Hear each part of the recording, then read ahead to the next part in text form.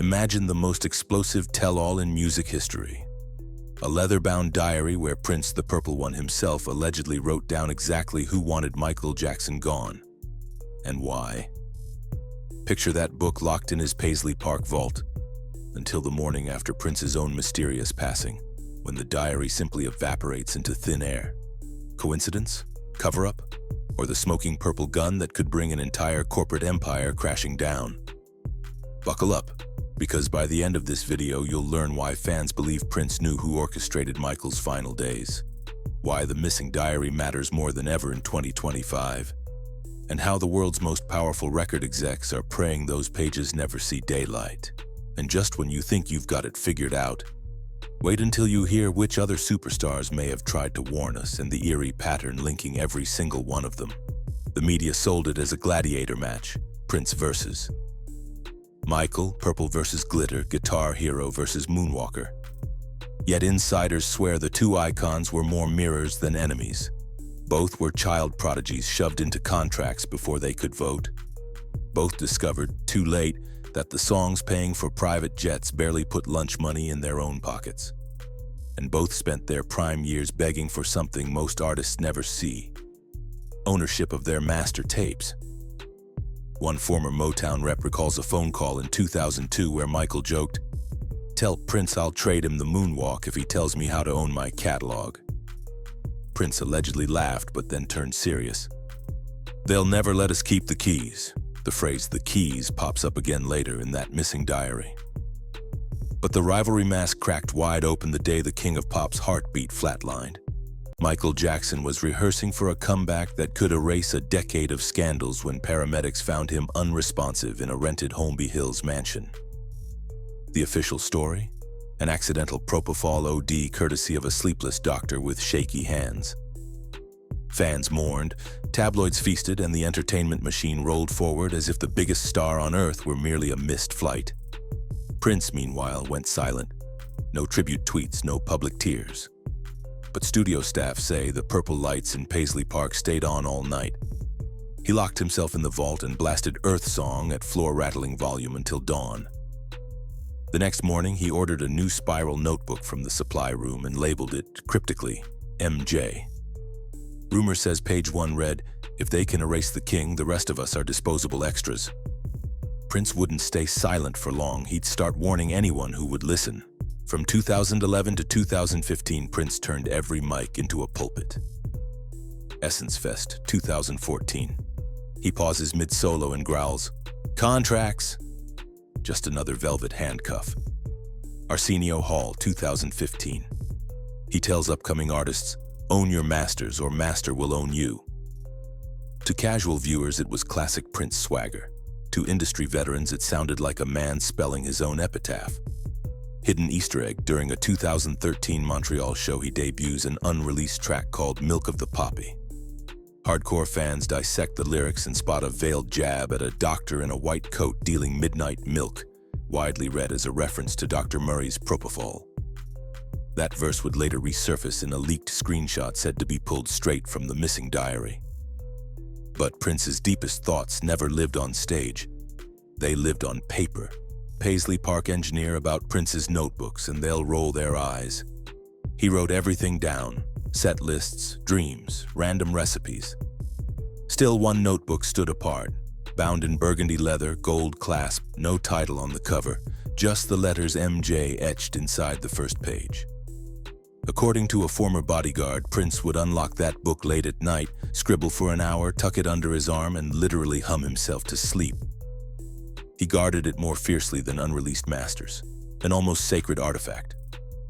No one knows exactly when he started it, but studio inventory logs show the first time engineers cataloged Diary MJ was July 2009, 2 weeks after Michael's funeral. While Prince wrote, corporate storm clouds gathered. Michael's revenge was surgical. He simply purchased the ATV Sony publishing catalog in 1985, blindsiding executives who underestimated him. Prince's rebellion was louder. In '94, he scrawled "slave" on his cheek, changed his name to an unpronounceable symbol, and dared Warner Brothers to sue. Two different tactics, one shared nightmare. The more they fought for ownership, the more powerful enemies they made. Industry gossip claims a secret meeting took place in late 2007 involving 4 record label CEOs and 2 banking giants. Agenda item: acquisition strategies for legacy catalogs post-artist mortality. Translation: how to legally seize song rights once the superstar was no longer breathing. Whether the meeting happened or not, it shows up in conspiracy threads, and shockingly, a memo detailing that exact summit was reportedly photocopied and tucked into Prince's diary. Then came April 21, 2016, and the Purple Prophecy wrote its final line. 7:03 a.m., April 21, 2016. Paisley Park security calls 911. Prince is found unresponsive in an elevator. Autopsy? Fentanyl, an OD terrifyingly similar to Michael's demise. Fans flood the gates, but inside the compound, chaos reigns. 2 archivists later swear they watched unknown men in dark suits remove 2 items from Prince's private office before police taped it off. Surveillance footage for that window? Corrupted, say the cops. Inventory logs list 18 notebooks in the vault on April 20th, 2016, but only 17 on April 23rd. Guess which one had no barcode? The MJ Diary. Rumor number 1, a faction within the estate hid the book to control public narrative. Rumor number 2, a corporate cleanup crew retrieved it to bury damaging names. Rumor number 3, Prince mailed the diary to an anonymous P.O. box weeks earlier, and it's still out there, sealed. Pick your poison. Each theory is wilder than the last, and none explain why the diary's absence was never mentioned in official probate filings. Yet the world wouldn't learn about the diary for another year until a filmmaker blew the lid off. Fast forward to 2025. Netflix greenlights a 9-hour docuseries, Paisley Dark, promising unheard songs and unseen files. 6 months into production, the Prince estate yanks all access, labeling the project reckless speculation. Insiders leaked that episode 5 centered on, the missing MJ diary. A crew member claims they shot B-roll of photocopied pages showing bullet lists of names next to the phrase liquidate catalog. 2 weeks after the estate's shutdown, that crew member posts shaky screenshots on Reddit. They vanish within an hour, but not before hitting 1 million views and sparking Culture Spill's viral expose. The leak reignited an older, darker pattern. Lisa Left Eye Lopes filmed a documentary in Honduras alleging music industry corruption. She died in a crash days later. DMX ranted on radio about industry demons. He collapsed from an alleged substance incident months after. Cat Williams still claims executives threatened him after he said Prince warned him about the list. The eerie overlap? Each whistleblower hinted at high-level sabotage. Each warned they'll shut you up. And each either passed away tragically or had their career blunted beyond repair. Internet sleuths call it the canary pattern. Speak against the machine and the cage door suddenly swings shut. Prince's diary, if real, might be the first document mapping that pattern with names, dates, and paper trails. But if such proof exists, where could it be? Some fans believe Prince scanned every page and hid the files in an encrypted drive nicknamed Love for One Another. Dark web rumor says a 64-character password stands between the public and 40 gigs of unreleased songs, legal letters, and yes. MJ notes. Hackers claim to have brute-forced half the passphrase, only to discover an auto-wipe failsafe. 10 wrong attempts and the folder nukes itself forever. Meanwhile, auction houses get quiet phone calls from anonymous sellers offering a leather journal tied to Prince circa 2010. But when curators request provenance, the line disconnects. FBI art crime agents reportedly looked into one such tip in 2022 and found nothing. Or at least that's what the official statement said. If cyberspace is a dead end, maybe the answer still sits in plain sight. Here's what most headlines skip. Without hard proof the diary exists, lawyers can't demand its return.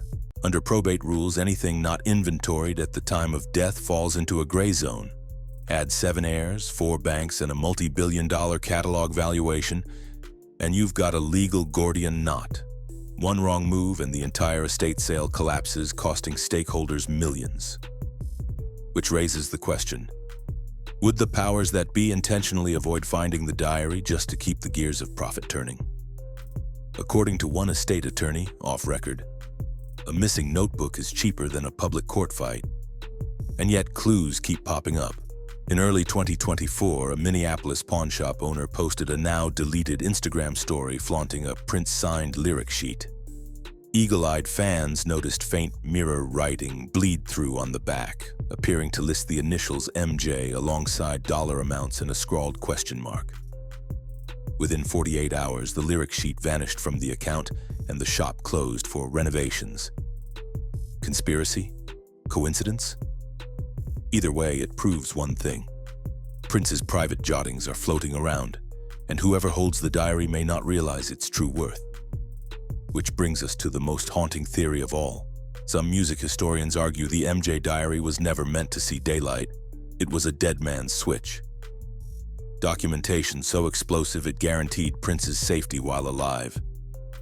Show up at Paisley Park with a silencing offer?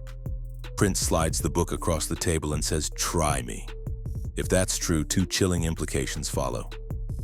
Someone else knew about the diary and its power. The moment Prince passed, that someone had every incentive to make it vanish. But here's the kicker. Insurance policies only work if people know they exist. Prince hinted, teased, nodded, but never outright said, "I stashed proof." Was that subtlety his fatal flaw? So where does the mystery stand right now?